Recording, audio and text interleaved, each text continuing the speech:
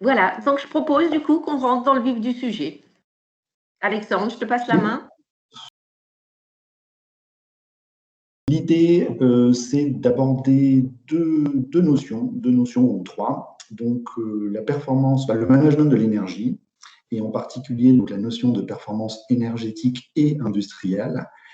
Et la deuxième notion, c'est plutôt les dispositifs d'aide, et en particulier les certificats d'économie d'énergie. Voilà.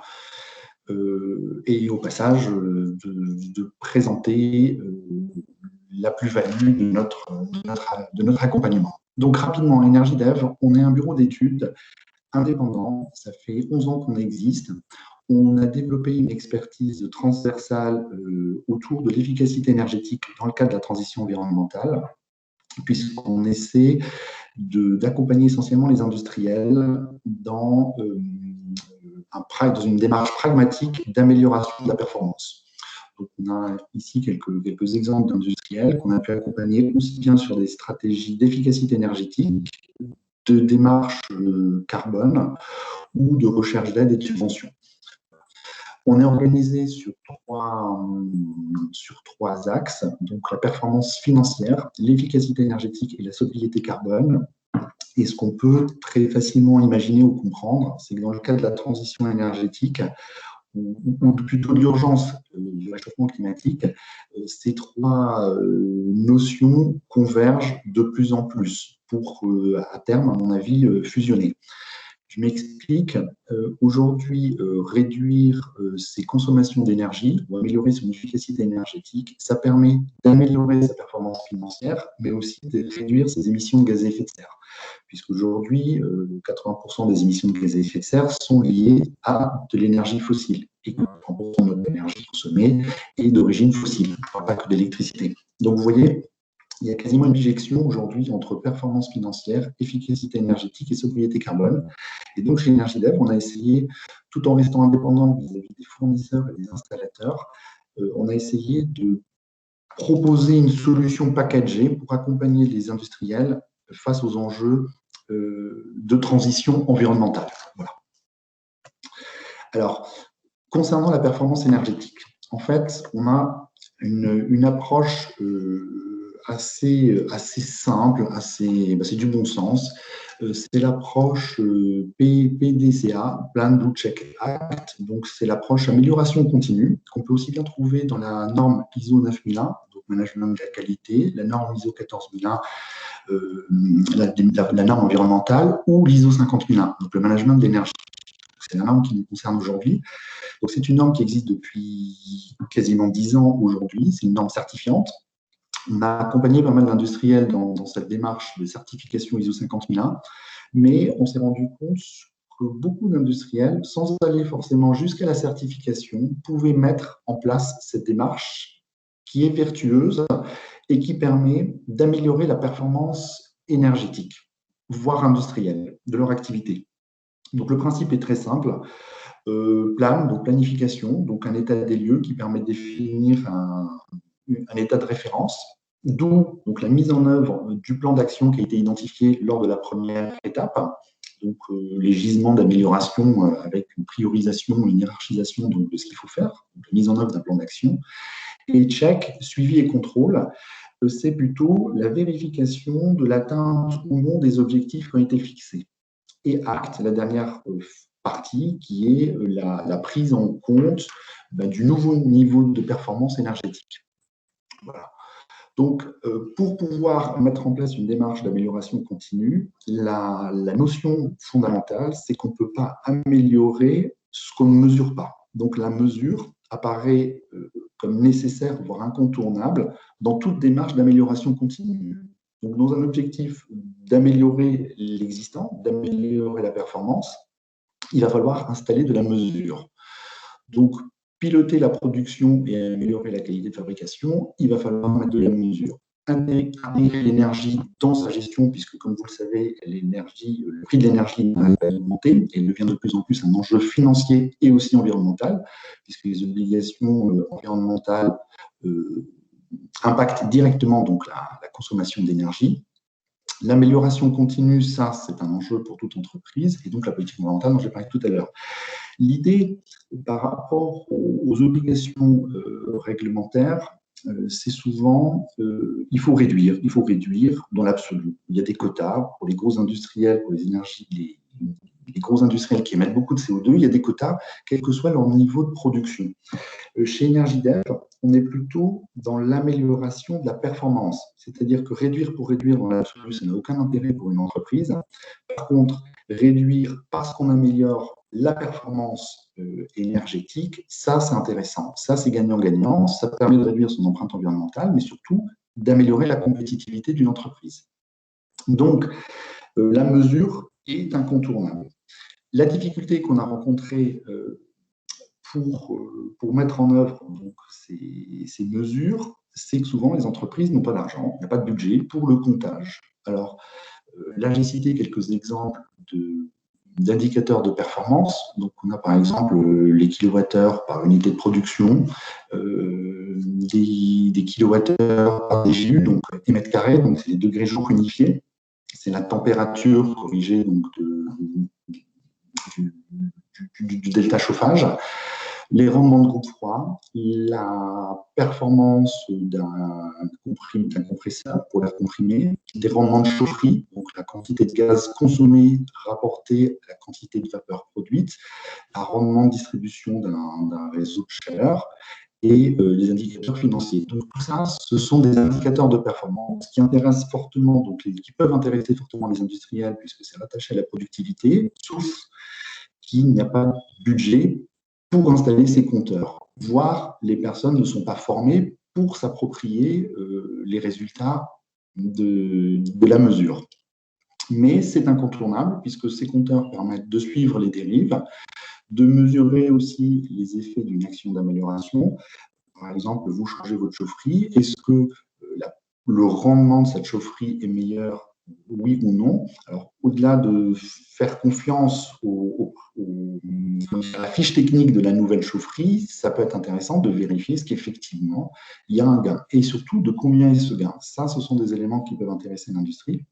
Et bien sûr, suivre et contrôler les objectifs de réduction qui ont été fixés par la direction. Voilà. Donc tout ça pousse les entreprises à s'intéresser de plus en plus au comptage. Et il y a une bonne nouvelle, il y a une fiche C2E pour l'industrie, donc la 1 de UT 134, qui est une fiche C2E qui permet, sous réserve de certaines conditions, de financer une partie du comptage installé par les entreprises. Est-ce que pour le moment, c'est a priori clair ou est-ce que vous souhaitez que je rentre un peu plus dans le détail dans la notion de performance? Pas de questions. Marie-Odile, je te laisse voir s'il y a des mains levées ou non. Si ça non, je ne vois pas de main levée. Ok. Donc, je pense que tu peux continuer. Pour résumer, donc pour le moment, on a parlé du management de l'énergie, donc avec ou sans certification ISO 50001, qui permet d'améliorer la performance énergétique d'une entreprise. Je vous ai aussi parlé de la performance industrielle. Donc là, j'ai pris un exemple. Pourquoi la performance énergétique peut aussi améliorer la performance industrielle ou l'organisation de la production. Donc, mesurer l'énergie, donc vous avez un exemple un peu théorique, une mesure d'une puissance rapportée au temps. Donc, on voit ici des zones de chauffage, montée en puissance de la machine, de panne en orange, et des parties de production.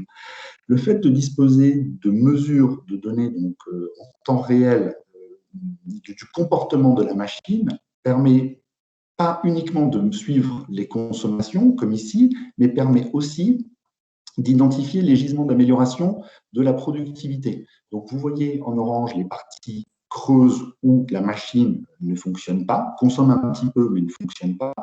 Et ça peut pousser l'entreprise à redéfinir son organisation, à optimiser davantage l'utilisation de la machine, de l'installation, et donc d'améliorer sa productivité.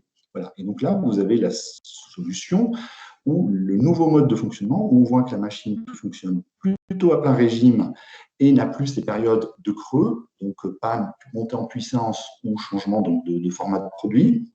Et donc, ça veut aussi dire qu'au-delà de l'optimisation énergétique de la machine, le taux d'utilisation de la machine est amélioré et l'optimisation de l'organisation des équipes est améliorée. Et donc, ça peut quelquefois dégager des ressources supplémentaires pour faire autre chose au sein de la structure. Donc, vous voyez que mesurer l'énergie, ce n'est pas qu'améliorer l'efficacité énergétique, mais c'est aussi améliorer l'efficacité industrielle de l'entreprise. Voilà, donc puisqu'aujourd'hui, mesurer l'énergie, gaz, électricité, vapeur, permet aussi de mesurer le temps, la dimension temporelle et l'utilisation des machines et l'organisation.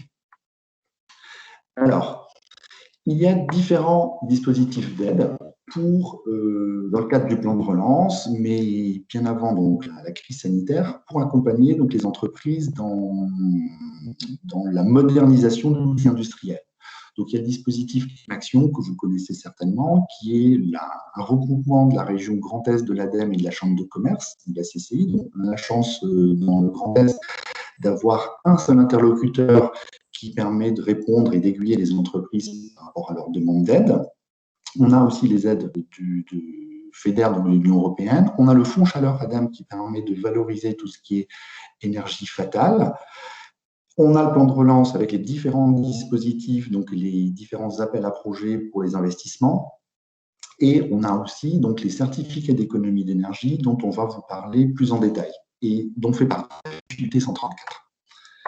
Alors, pour les C2E, bon, j'imagine que tout le monde connaît plus ou moins donc, le dispositif. Rapidement, l'objectif du dispositif C2E qui existe depuis 2008, non, on va voir un peu plus, c'est d'inciter les acteurs à réaliser des opérations standards d'efficacité énergétique et de financer donc, ces économies d'énergie.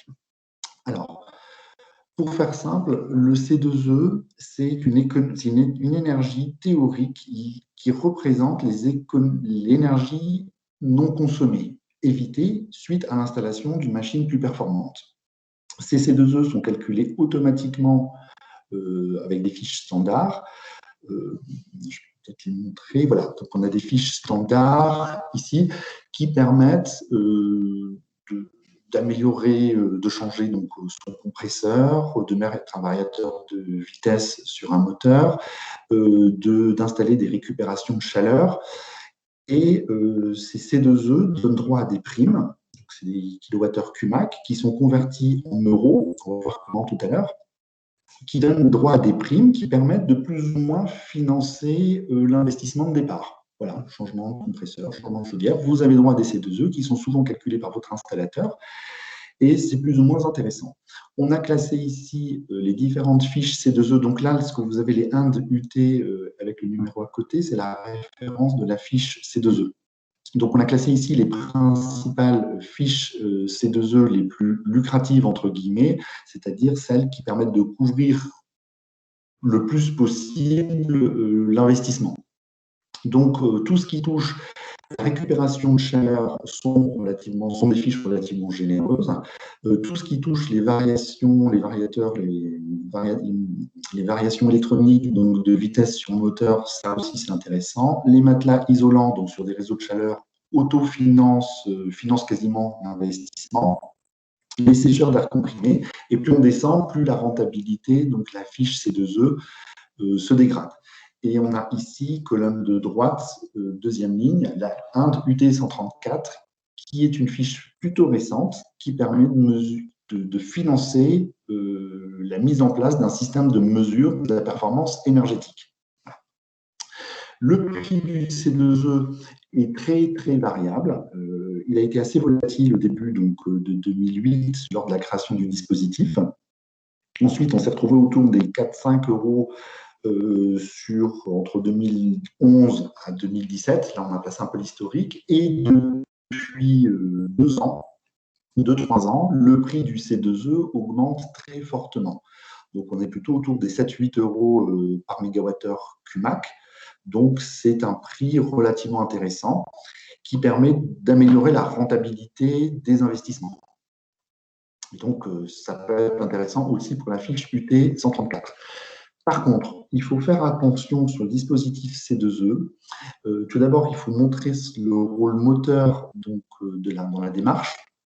c'est-à-dire que vous pouvez avoir droit à des C2E, vous pouvez déposer un dossier de demande de C2E, donc signer une convention, qu'avant d'avoir signé le devis des travaux, ça c'est important. Deuxième point de vigilance, c'est que le prix de C2E n'est pas fixe, il faut essayer de l'optimiser, c'est-à-dire à chercher l'obligé ou le délégataire qui peut vous proposer le meilleur prix du C2E et pas forcément se fier à votre installateur qui vous propose de prendre en charge le dossier et la valorisation du C2E. Il faut vraiment mettre en concurrence les différents acteurs pour en tirer le meilleur parti, et l'écart peut être significatif. Avoir aussi des garanties sur le versement de la prime des C2E à la fin des travaux, ce qui peut quelquefois ne pas être le cas en cas de faillite de l'obligé qui vous a promis de racheter vos C2E à la fin des travaux. Il y a aussi des durées de validité des fiches C2E. Donc, les fiches qu'on a présentées tout à l'heure ont une certaine durée de vie. Et l'État, quand il observe une surdemande sur certaines opérations standardisées, peut fermer le robinet assez rapidement pour orienter les investissements sur d'autres actions d'économie d'énergie. Donc, typiquement, en octobre de l'année dernière, les fiches récup de chaleur sur groupe froid ont été écrétées de l'ordre de 20 à 25%.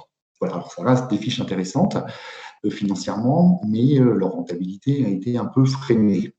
Voilà. Dernier point d'attention, la fraude au C2E. Certains grands acteurs sur la place ont été condamnés pour des abus, puisque il y a certains intermédiaires qui ont peu de scrupules dans le chiffrage des C2E, qui gonflent ou chargent la barque sur le C2E en espérant qu'il n'y ait pas de contrôle, ce qui est très rarement le cas.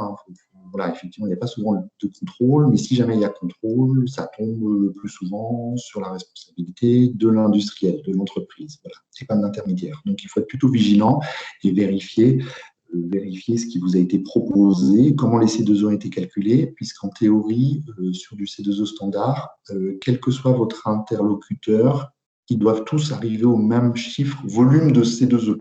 Pas le prix, mais le même volume de C2E, puisque c'est une fiche standard qui est appliquée et interprétée à l'identique, en théorie, par tous les acteurs. Ensuite, le chiffrage et la valorisation financière du C2E, ça va dépendre de l'offre et de la demande, donc du prix du C2E qu'on a vu tout à l'heure. Voilà. C'est deux choses distinctes, mais à la virgule près, en théorie, il faut obtenir le même volume de C2E pour une même installation, pour une installation donnée. J'en arrive à l'UT 134, donc la fameuse fiche qui nous intéresse. Alors, en tapant sur Internet UT 134, vous retrouvez la fiche. C'est une fiche qui est intéressante, qui nous semble très pertinente, puisque sur cette fiche, c'est l'une des rares où il ne suffit pas de faire l'investissement pour récupérer la prime C2E. Ce qui va être demandé à l'entreprise, c'est de justifier la pertinence du comptage pour pouvoir bénéficier du C2E. Donc, il ne suffira pas d'installer des compteurs, de signer un devis et d'envoyer la preuve que ça a été fait pour récupérer les C2E. Et pourquoi c'est intéressant? Parce que ça oblige l'entreprise à s'approprier la démarche de l'amélioration continue, donc de la mise en œuvre des indicateurs, et surtout de justifier la pertinence de ces indicateurs. C'est-à-dire qu'on ne peut pas mesurer n'importe quoi, il va falloir mesurer des choses qui sont pertinentes d'un point de vue suivi de la performance industrielle. Et donc, globalement, pour vous donner un ordre de grandeur, installer un compteur, donc pour une usine qui fonctionne en 2 ou 3 fois 8, installer un compteur sur sur de la vapeur, de l'électricité, avec une puissance de l'ordre d'1 mégawatt, ça donne à peu près un peu moins de 10 000 euros de prime C2E. Voilà, pour vous donner un ordre de grandeur. Et donc, dans la fiche, tout est décrit sur la démarche et la manière de calculer les C2E et de monter le dossier de demande. Voilà. Donc, c'est quelque chose qui nous semble assez pertinent, notamment pour les entreprises qui sont engagées ou qui souhaitent s'engager dans une démarche d'amélioration continue, puisque cette fiche arrive à point nommé pour aider financièrement l'entreprise à financer son investissement.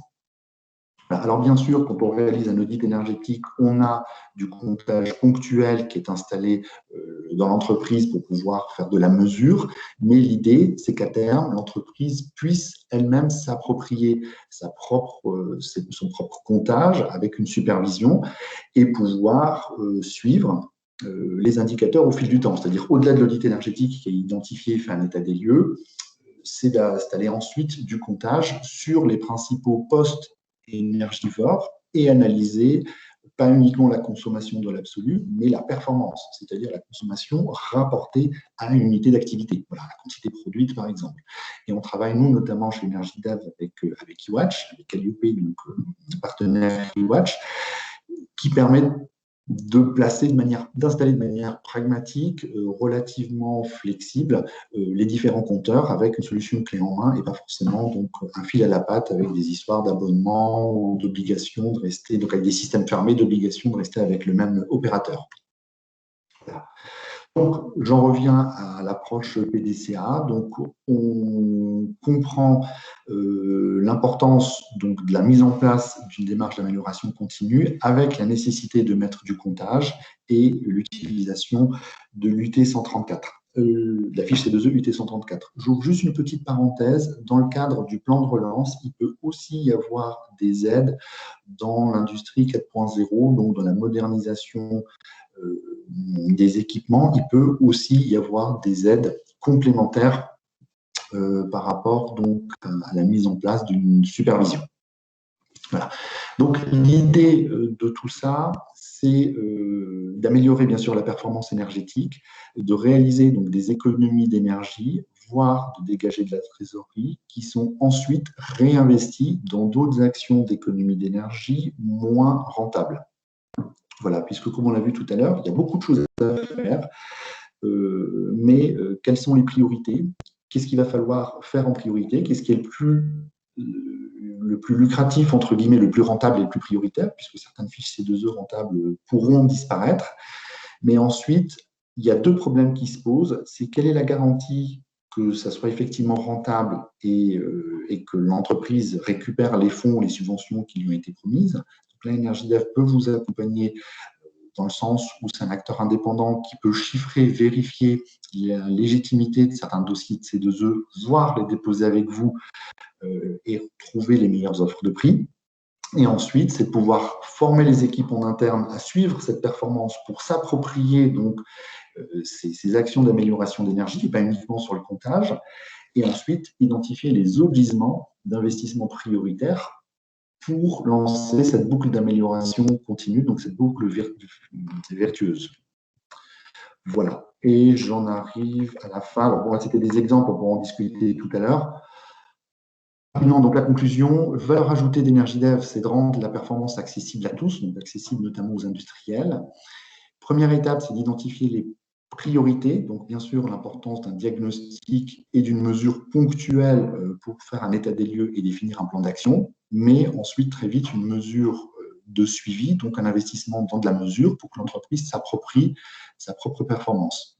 Deuxième étape, l'optimisation des dispositifs de financement, donc veille et suivi des différentes solutions et dispositifs d'aide. On accompagne aussi les entreprises dans le cadre de demandes d'aide à l'investissement pour le plan de relance. Et troisième et dernière étape, c'est l'accompagnement et le transfert de savoir-faire, puisque, comme je l'ai dit, l'idée, ce n'est pas d'être captif d'un système de mesure ou captif d'un référent énergie qui sait tout mais qui ne transfère rien, c'est de former les équipes en interne pour pouvoir s'approprier la démarche d'amélioration continue. Et dernier point, donc la garantie de résultat. Dans un monde idéal, c'est que le financement soit bouclé, que le projet s'autofinance et que tout le monde assume sa responsabilité dans le sens où la rentabilité du projet ne repose pas uniquement sur une prise de part de risque par l'entreprise. Voilà, mais les différents acteurs prennent leurs responsabilités, notamment sur le volume des C2E et sur l'obtention ou non des aides associées à l'investissement. Voilà, donc j'espère qu'on a un peu le temps pour les questions. Oui, tout à fait. Alors, merci pour cette présentation éclairante. Juste au niveau de la chronologie, donc vous, ce que vous préconisez, finalement, c'est de commencer, si possible, par mettre en place la fiche 134, donc c'est-à-dire la partie comptage, et ensuite seulement mettre en place d'autres solutions d'amélioration de la performance énergétique. C'est bien ça? Alors, en fait, on n'a pas d'ordre de priorité. L'objet de mon propos, c'est que j'ai un petit écho. C'est l'objet de notre propos, c'est qu'il y a une fiche UT 134 qui arrive à point nommé pour accompagner les industriels qui souhaitent s'engager dans l'amélioration continue. Donc, des industriels qui ont déjà engagé des actions d'amélioration, mais qui ont besoin de muscler leur comptage, c'est le bon moment. Et des industriels qui n'ont pas encore initié de démarche d'amélioration continue, mais qui se disent qu'il faudrait démarrer, il faut quand même financer la chose, et l'UT 134 permet de le faire en partie. Voilà. Mais aujourd'hui, s'il fallait résumer, c'est qu'il y a suffisamment de dispositifs d'aide, aussi bien pour réaliser des audits énergétiques ou accompagner les industries dans l'amélioration continue, mais aussi pour investir dans l'outil industriel. Il y a beaucoup de dispositifs.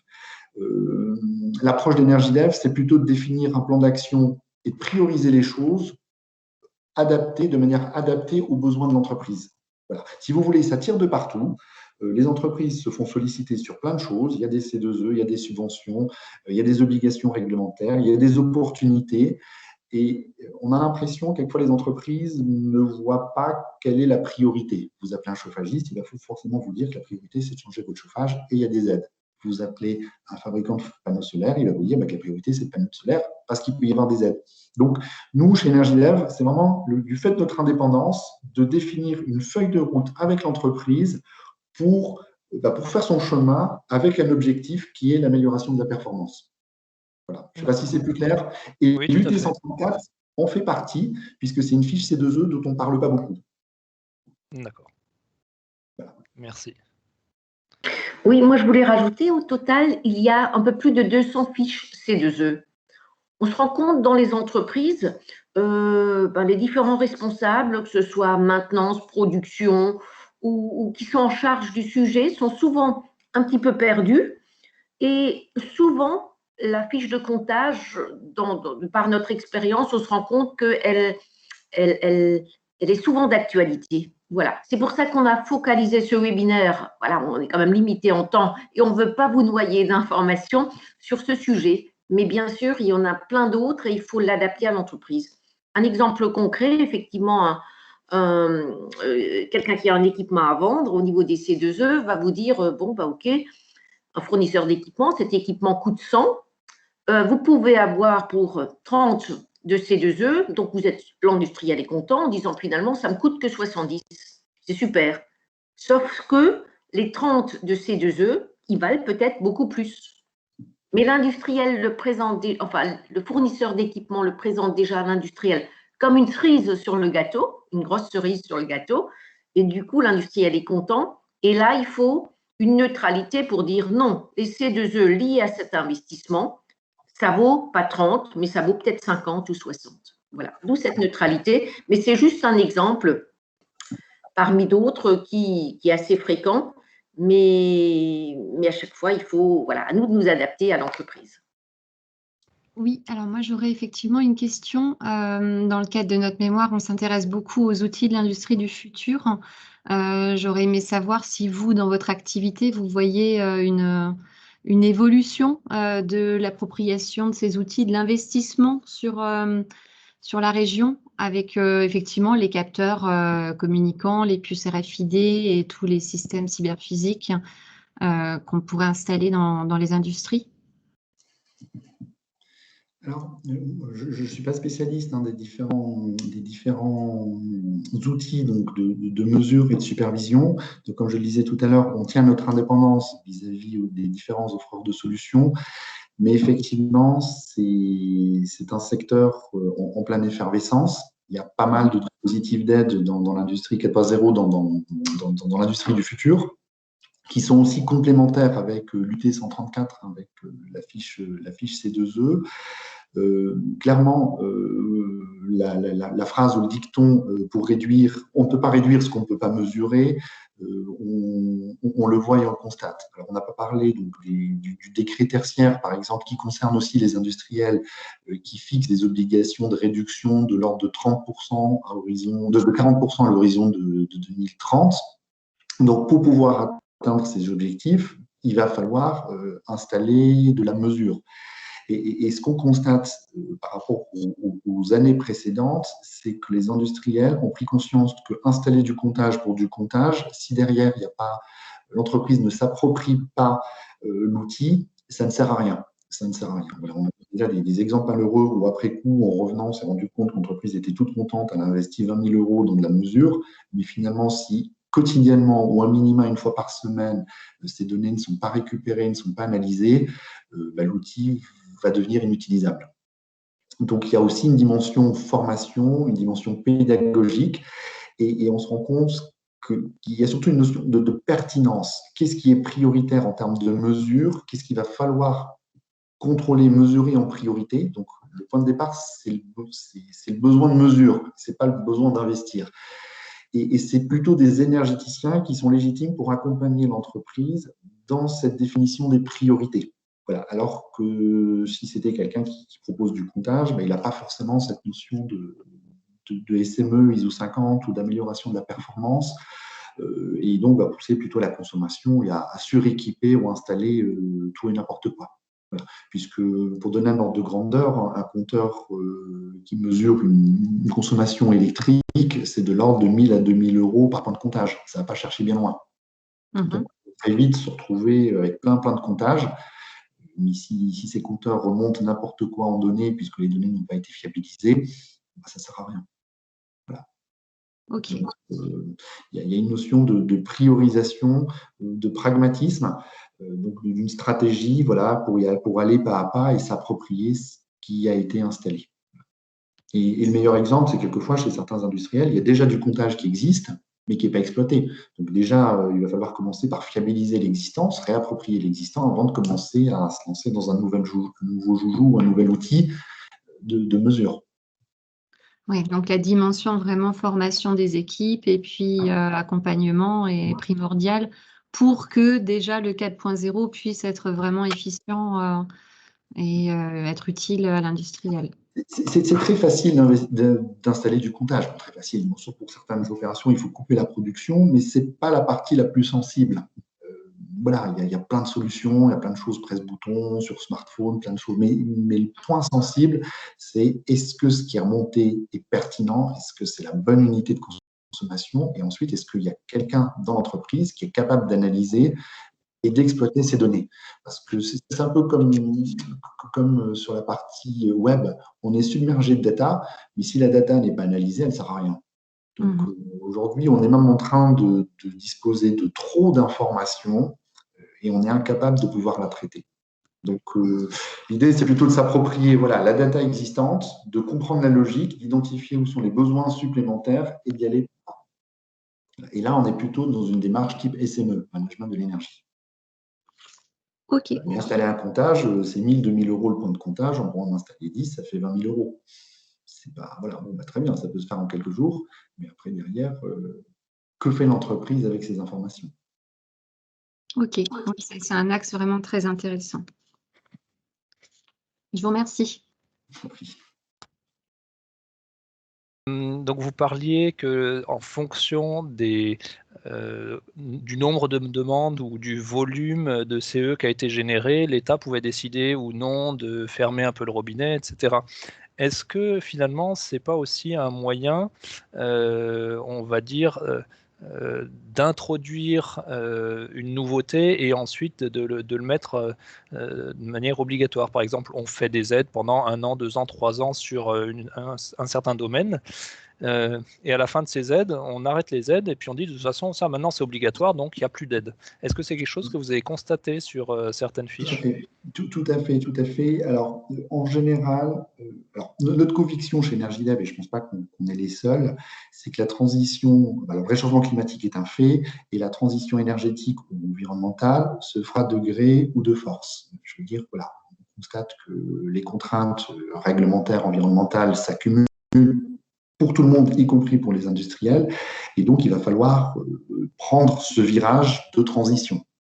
Maintenant, l'État, avec toutes les lois, les décrets, essaie de pousser les différents acteurs à faire les choses, et effectivement, on a constaté que pour les entreprises qui anticipent les obligations, avant qu'elles ne soient obligatoires, bénéficient d'aides et de subventions.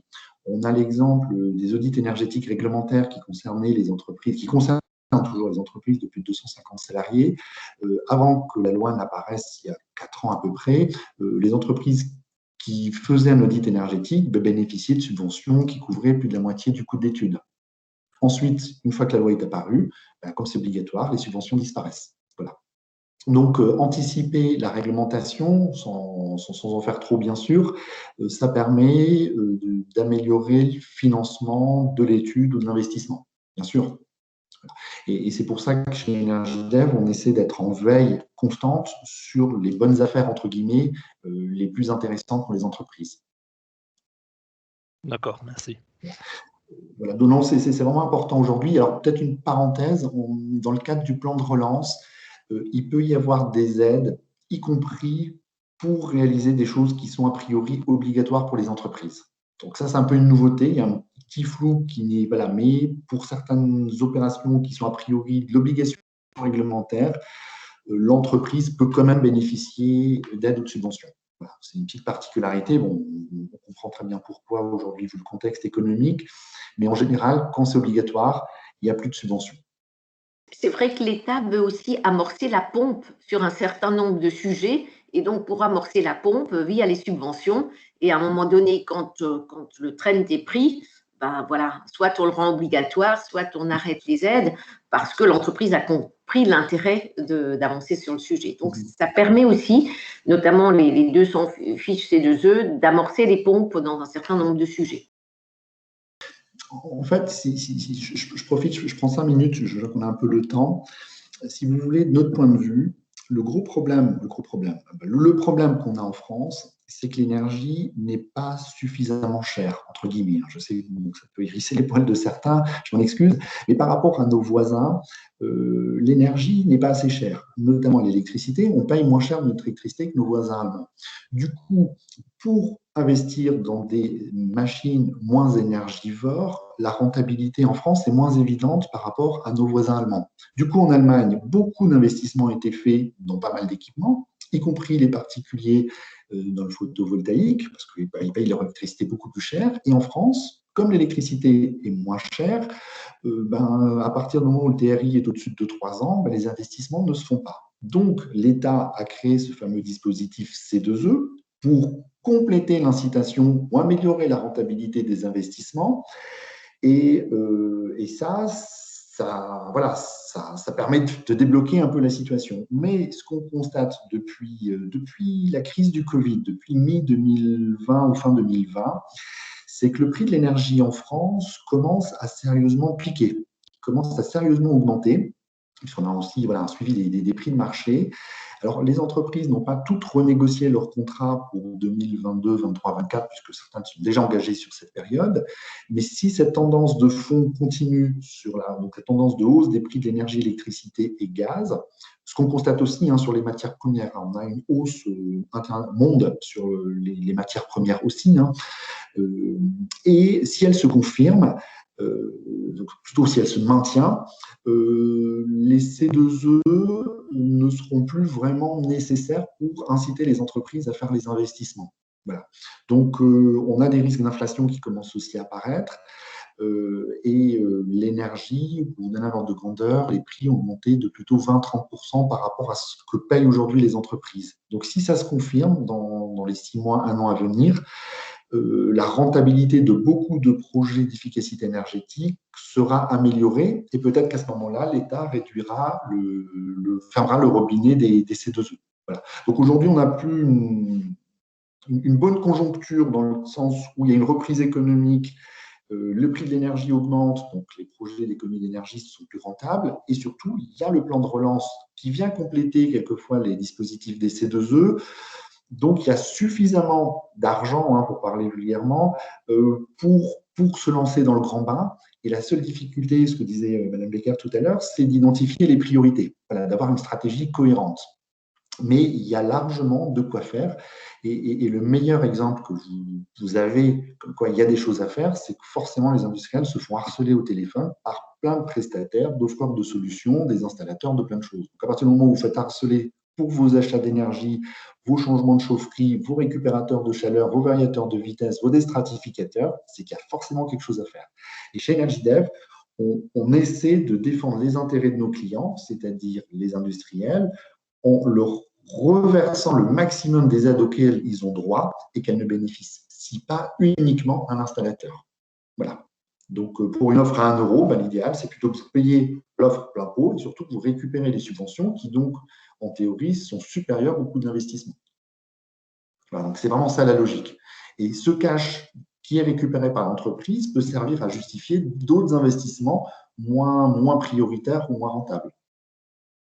Voilà, pour ne pas rester aussi uniquement dans les pures opportunités.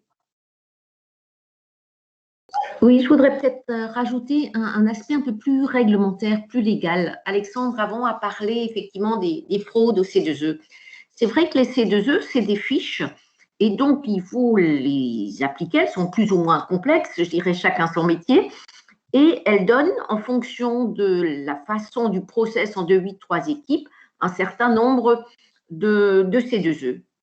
Donc, si votre fournisseur d'énergie, appelons Engie, EDF ou autre, calcule les C2E, ou si votre fournisseur d'équipement pour vous vendre votre chaudière calcule les C2E, ils peuvent le calculer de façon plus ou moins juste.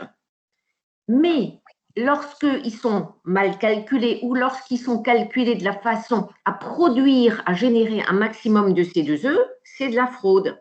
Et je ne sais pas si vous avez vu dans la presse il y a quelques semaines, Engie, pour ne pas les nommer, ont été condamnés à plusieurs millions liés à de la fraude. Et ce qui est pire, c'est que l'entreprise qui fait ces C2E, elle est solidairement responsable du bon calcul des C2E. D'où, voilà, il faut veiller à ça et avoir quelqu'un d'indépendant qui dit, voilà, les C2E, calculés en toute indépendance par rapport à votre façon de travailler, donc en organisation, et par rapport à la fiche, ça donne tant pour ne pas finalement embellir la mariée et vous séduire en disant finalement votre investissement peut quasiment être financé à 100%. Pour pousser l'industriel à signer, il faut quand même veiller à cet aspect réglementaire, responsabilité. Alors effectivement, il y a eu relativement peu de contrôle, mais il y en a quand même eu puisque des gros ont été épinglés. Mais je crois que tous les industriels, toutes les entreprises qu'on rencontre, elles veulent faire les choses légalement bien. Et pour ça, il faut le faire de façon neutre, voilà, sans intérêt particulier. Le deuxième aspect dont on n'a pas parlé, c'est le prix des C2E. Combien valent les prix? Donc, il y a une évolution. En fait, il y a une bourse des C2E où celui qui n'a pas acheté assez de C2E, donc un producteur d'énergie Total ou autre qui n'a pas assez de C2E, va en acheter. Et tout dépend s'il a besoin, et s'il n'a pas acheté assez de C2E, donc à montrer au gouvernement, il a une grosse pénalité. Et donc, du coup, il est prêt à payer le prix des C2E plus fort. Du coup, il faut faire jouer le prix des C2E sur la bourse des C2E. Voilà. Ce que ne va pas forcément faire dans la région, on a des acteurs, notamment dans l'énergie, qui ne font pas jouer cette concurrence et qui, du coup, proposent un prix à l'industriel. L'exemple que je disais avant, où finalement un fournisseur d'équipement vous dit l'équipement coûte 100, mais vous pouvez avoir 30 de C2E. L'industriel content, finalement, on me dit ça ne me coûte pas 100, ça me coûte 70, il est content. Sauf que le fournisseur d'équipement qui va vous les vendre va vous payer 30 à l'industriel, il va les revendre peut-être à la bourse à 50 ou à 60 et encaisser la plus-value. Et c'est quelque chose qui est assez énervant parce que je trouve que les C2E juridiquement appartiennent à l'entreprise, à l'industriel, et c'est à lui d'encaisser le prix total, y compris la plus-value qu'il peut y avoir. Voilà. Donc, c'est quelque chose qu'on rencontre souvent et qui est assez frustrant pour nous parce qu'on se dit non, l'industriel s'est fait avoir. Un autre petit élément, on n'en a pas parlé explicitement, on a parlé beaucoup des C2E, donc opérations standards. Il faut savoir aussi qu'il y a ce qu'on appelle les C2E spécifiques. C'est-à-dire que sur les 200 fiches C2E existantes, si une entreprise ou un industriel met en place des actions d'économie d'énergie, mais qui ne correspondent pas forcément à l'une de ces opérations standards, il peut déposer un dossier de demande de valorisation de C2E spécifiques. Alors bien sûr, c'est plus pour des grosses installations, des grosses économies d'énergie, à partir de 10-20 gigawattheures CUMAC, donc de C2E. Il y a possibilité de demander des aides, des C2E spécifiques sur ces projets, voilà. Et notamment sur l'UT 134. Donc, c'est aussi possible. Donc, les entreprises soumises au quota CO2 qui ne peuvent pas faire des demandes de C2E spécifiques peuvent déposer des dossiers de C2E, de C2E spécifiques. Voilà. Eh bien, merci encore à EnergyDev pour cette présentation. Nous, on est toujours ravis de pouvoir intéresser et motiver les entreprises à faire de l'efficacité énergétique. On a abordé ce matin une petite partie du sujet pour pas vous noyer, mais surtout pour vous donner envie d'aller plus loin. Voilà, c'est des sujets vertueux, tant sur le plan environnemental que sur le plan financier. Merci. Merci à vous. Et merci aussi à tous les participants. Au revoir. Au revoir.